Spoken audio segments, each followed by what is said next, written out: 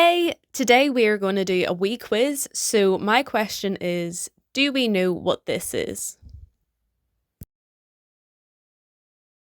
Okay, so our three options are, is it a part of a seaweed? Is it a sea anemone? Or is it sea velcro? We can see in the video that it has finger-like projections, so what could that be used for? If you thought part of a seaweed, you'd be correct. Well done. This is a holdfast. Okay, so our second question is, do all seaweed have a holdfast?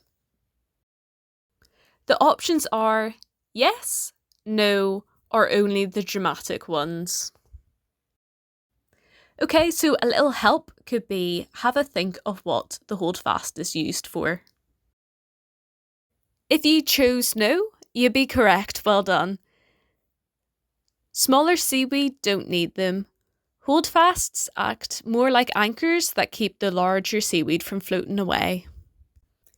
Here you can see one gripping onto a stone that I found on the beach.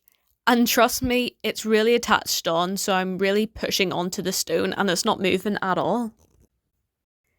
If you enjoyed this video, like and subscribe.